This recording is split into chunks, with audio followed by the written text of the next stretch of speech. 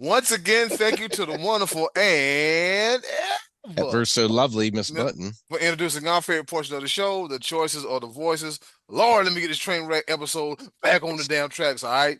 Scotty D comes up with the question. Y'all give us the answers. We talk about it. All depends on if you behave or not, if you can stay on focus and on topic. Scotty D, what's on tap for this week's choices or the voices? Well, I think I asked last week, who did you think would be the number one team in the country? And Ole Miss was my choice. And let's see what the people said. No, actually, that's not what I asked. That wasn't it. I asked to tell us some of your favorite in-game announcer tandems in NFL history, past or present. And I guess we caught you on a bad week because not very many people responded to this, and there were some good ones to discuss. And so we're not going to go too in depth with it, but we did get a couple here. Eddie, cool. All right, let's go ahead and get right into it, shall we? Trey Dilson, he said, "Yeah, anybody who says anything besides John Madden and Pat Summerall should be put thrown. Now, how you gonna be put and thrown? Should be thrown Hey, into the oceans and fed to the fish." Yeah, I mean, yeah, not a bad answer at that's all. not a Like, bad answer. A surprisingly Dakless answer. remember last week we said that the time of the Dak jokes have come to an end. And he complied at least for 1 week. Yeah. I'm very proud of him. And then he had to see that display. It's one of those things where he mentioned this answer before the game and immediate regret that he did not trash talk Dak Prescott. It's immediate regret. Yeah. He's like, damn it. All right. Okay, quick question. Since we're in this segment and since you interrupt segments like that, Scotty D, do you blame Dak Prescott for the loss, or was that more on the defense? This week, Dak is in the back of the line when it comes to blame. Okay. When your defense gives up a scoring drive for a touchdown for the first 5 times the other team touches the ball, I can't get too much on the quarterback's case for that one. Because the Cowboys were still scoring. They just weren't scoring a touch on every single drive, that's high level stuff. The Saints were just high level, and the Cowboys defense was just miserably bad. So no, I have plenty of Dak hate saved up for later in this season. I'm going to bottle it up for the real for the games that they we really need to blame him. Yeah. So you anticipate at some point in time that the Dak blame will come into play. Oh yeah, and I'll be here for it. Oh yeah, sure. Me and Stephen A. Smith cannot wait for it. Can't wait. All right, our Hall of Famer Uncle Max said Trey is correct. On the college side, for him, it has to be Keith Jackson and Lynn Swann. They should be on ABC. Right? Yeah, that was good. Well, yeah, I forgot about Lynn Swann doing games with Keith Jackson. Yeah, that was a good combo. Hey guys, Keith Jackson here. Good old Keith. I used to like Keith Jackson. Keith Jackson, cool. You know what combination I would like to hear in college football just one time? I know it will never happen because neither one of them are play-by-play commentators of color. I would love Nick Saban and Pat McAfee. I feel like that's just two contrasting skill sets. Like I can see did not look like him. What were you about to say? I would say it didn't look like McAfee or Saban was enjoying McAfee's company on the set of game day last week. Nick is like, I retired and come for this mess. Yeah. Meanwhile, Bill Belichick is on what is he now? Is he about to be a regular on the Manning cast now? Because he was there last week and that's gonna be there tonight. Like, okay, Bill. Okay. Oh, he is? Yeah. Yep. We're just trying to get ready for Cincinnati. Yeah. Just trying to get ready for Cincinnati. That's all we got to try and get. See, I don't want to listen to Belichick because when we asked him stuff before that was important, he wouldn't say anything. Just trying to get ready for Cincinnati. Just trying to get ready for Cincinnati.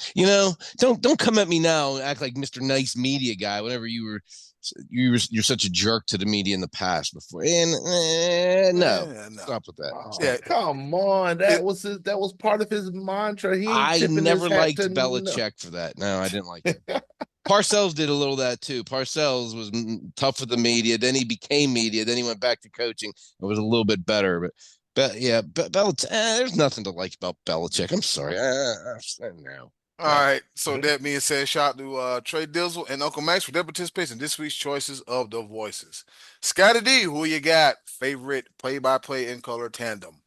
Well, Madden, Summerall are the top of the mountain. They've been said. So I'll go and tell you who I think, no matter who you put with him, the team is successful, and that is Al Michaels. And when I was growing up, and Al Michaels was with Frank Gifford and Howard Cosell, there will always be something special about that, because back then Monday Night Football was the special game. Now we got games on Thursdays, Sunday nights, sometimes Saturdays, Mondays, Wednesday on Christmas. But it used to be Sunday, and then there was one extra game, and that was on Monday night. And those guys were the voices that brought that to you. And so there was always be something special to me about Al Michaels. But then he paired up with Madden. It was excellent. Him paired up with Chris Collinsworth, I thought was excellent. And people really tear into Chris Collinsworth a lot, especially here in this Western Pennsylvania area. Everyone thinks that Collinsworth hates the Steelers, but whatever. What do I care? But I just, Al Michaels and anybody is good for football, I think. And you know what? And I never thought I was going to be I didn't think Troy Aikman had it in him to be a good broadcaster, because his personality with the Cowboys was flat. He gave you nothing. He would say routine things, things that you would expect people to say in interviews. He didn't seem like overly, he didn't have a Gronk personality. He was just kind of a quiet guy. But him and Joe Bucks have been an excellent team. So there's a couple that I like. I'm sorry, the SportsBros Podcast. Who do you got over there? Jokes. Who do you got, Sports Bro? We gotta be live.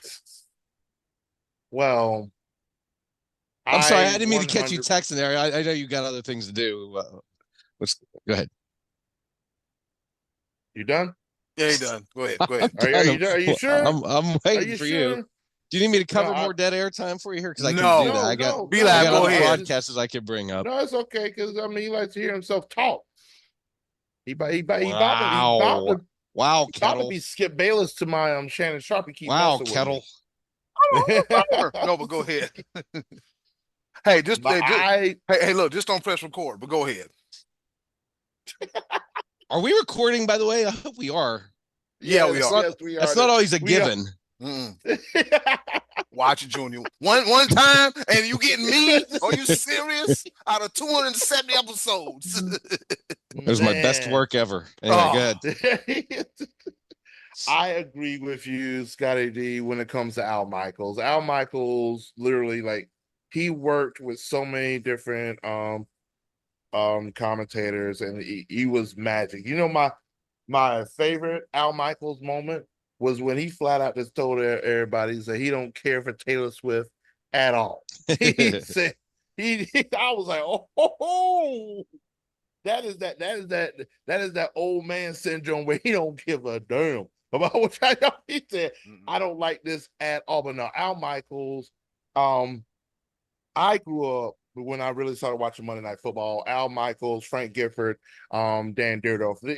It was synonymous with Monday Night Football, and then hearing him with John Madden was just next level. And so, I get goosebumps thinking about that pairing. Actually, right? You know what I'm saying? Because you really wanted to listen to the game as well as the commentary. Now it's sort of like some of the commentary we can go without, some of the over the top stuff, some of the dead air that we have from time to time. And then when you get the backup broadcasts and people that are up and coming. But it was one of those things you knew when Al Michaels was on the commentary team, you were going to get pure gold. Mm-hmm. And so Al Michaels, I agree with you, Scotty D. This is a very rare moment. Bookmark it, document it, take a picture. This is a moment that I agree 100% with Scotty D. Yes, sir. Ooh, it's going to snow in mid-September. Oh, shuck it, duck it, quack, quack. They agreeing. They cat dogging out there agreeing.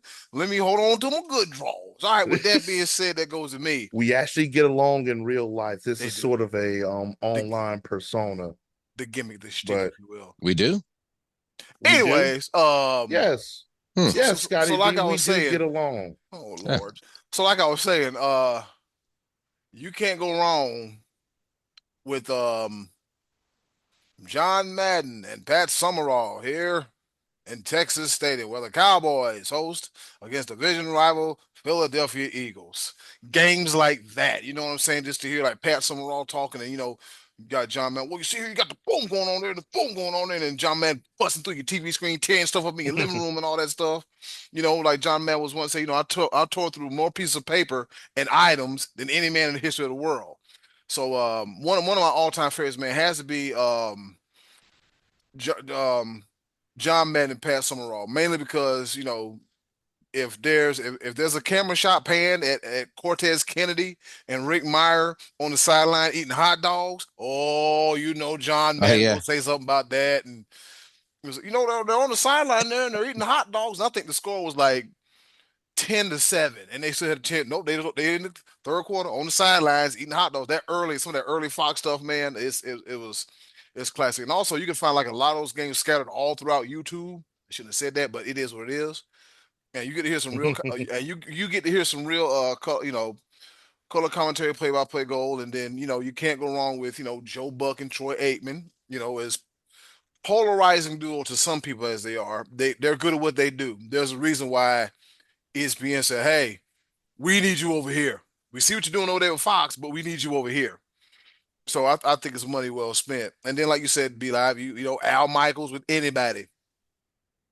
Al Michaels with anybody, namely Dan Dierdorf and Frank Gifford. And, at the time I was watching Monday Night Football, I only knew Frank Gifford as Kathy Lee's husband. But then I got older and found out how big of a deal he was playing football back in the 40s, was it? Yeah, I didn't know Frank was that damn old. But yeah, so I'm gonna have to say John Madden, Pat Summerall, Joe Buck, Troy Aikman, and Al Michaels and anybody else. I know we said one, but I went three. And with that being said, Yeah, Scotty, that's good. That's good though, because I mean, we didn't get a lot of answers, but there have been some like the Jim Nance, Phil Simms team on yep, oh CBS. yeah, That was a good one for a lot of Yeah. years. And one that gets overlooked a lot, and it wasn't necessarily my favorite, but it was one that I kind of got used to. But we listen now, and Sunday nights like the biggest. It's became like the Monday Night Football marquee game now goes to Sunday nights, but Sunday night game used to be Mike Patrick and Joe Theismann and Paul McGuire on ESPN. Remember in the early yep. days, Mm-hmm. the Sunday night game, ESPN had it. And I've always thought Paul McGuire was a little too hung up on trying to spot the ball, like, oh, that's going to be short of a first down. And him and Theismann had their little silly banter. But I thought Mike Patrick was like very good as a quote unquote straight guy for those telecasts back in those days. That Sunday night, that original Sunday night team. So shout out to that team, because that's one that gets really far overlooked. I think actually McGuire moved into a regular role on maybe on one of the CBS teams, or these things that the different networks have had different coverages through the years. But I did like Mike Patrick with those two clowns, so to speak. Back they'd be clowning around Summerall and a